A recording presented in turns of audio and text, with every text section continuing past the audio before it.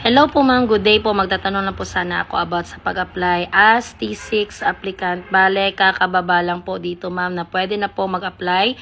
Kakapalan ko na po ang mukha ko. Magtatanong po sana ako, ma'am, ano ang dapat i-prepare? Ano po yung mga points na mataas po? Wala po kasi akong kilala matatanungan ma'am about sa application. Yung sa ISBN ma'am, familiar po kayo dito?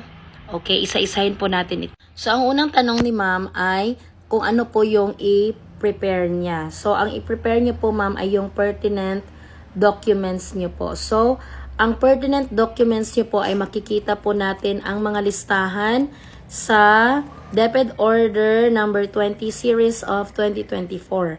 So, ang una niyong i-prepare ay yung Omnibus Sworn Statement on the certification, the authenticity, and veracity of documents.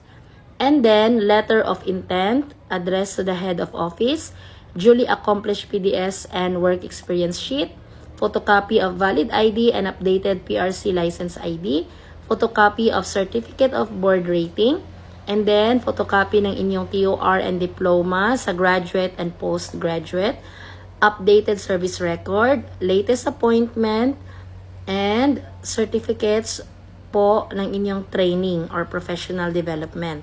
And then, original copy of Certificate of Performance Rating. And then, photocopy po ng inyong tatlong IPCRF. So, that is school year 2022-2023, 23-24, and 24-25. And then, yung NCOI po, yung Non-Classroom Observable Indicators po ninyo na MOVs. So, next po na question ni ma'am ay anong criterion ba ang may pinakamalaking puntos? So, sa education, training, and experience, tagte 10 points po sila. So, may computation din po yan kung paano nyo makukuha yung 10 points. Okay, so hindi ibig sabihin na 3 years na kayo sa teacher 3 ay 10 points na agad kayo.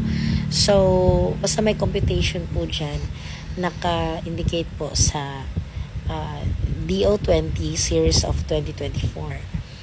And then sa education din po, may computation din po yan. And also sa experience din, sa training din po. And then sa performance po, ang points po ay 30 points. Okay, 30 points po yung points. And then sa magkano na? 30, 60. And then, so, yung COI, which is yung demonstration, ay 25 points po siya. So, 85 points na. And then, yung NCOI po, which is yung MOVs nyo with annotation, yun po ay 15 points. So, ang pinakamataas po ay yung performance. Okay? So, which is yung mga IPCRF nyo po.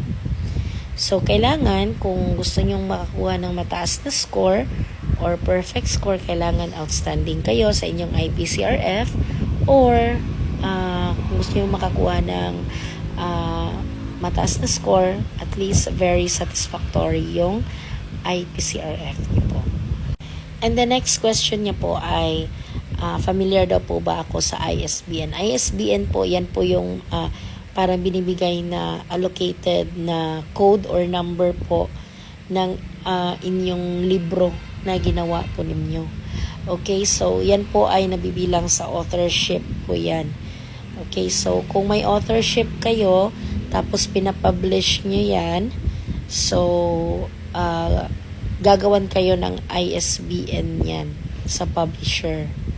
Okay, so parang code yan ng inyong libro. So, nasubukan ko na rin yan noon nung nagparang tin ako. Meron akong authorship. Malaki po kasi yung points ng authorship. That's 10 points po noon. So, na-perfect ko po yung authorship ko kasi meron akong libro na na-publish noon. Tapos, meron talaga siyang certificate from the publisher and also certificate ng National Library. So, meron talaga akong ISBN nun. So, before ka po makakuha ng ISBN or authorship, of course, kailangan yung gumastos. Gagastos kayo kasi magbabayad kayo sa publisher, magbabayad kayo sa Illustrator kung meron mang idodrawing or i-illustrate sa libro po ninyo. Tapos, syempre, magbabayad din kayo sa editor. Okay? So, kung katulad niyo po ako na marunong din naman ako mag-edit sa sarili kong aklat or sa libro ko na ginawa, and then I am also an illustrator myself. So, ako na din yung nag-illustrate ng aking aklat. So, mas makaka-lesson ka po. So, yung binayaran ko na lang po ay yung publisher. Okay, so, pagkatapos nun is, pagbayad ka na sa publisher, tapos na-edit mo na yung gawa mo, may mga illustration na i-layout mo na, ready to print na. So, bibigyan ka na ng certification na nakagawa ka ng aklat. So, authorship mo yan. And then, meron na yung ISBN. And then also, bibigyan ka rin ng certificate mula sa National Library.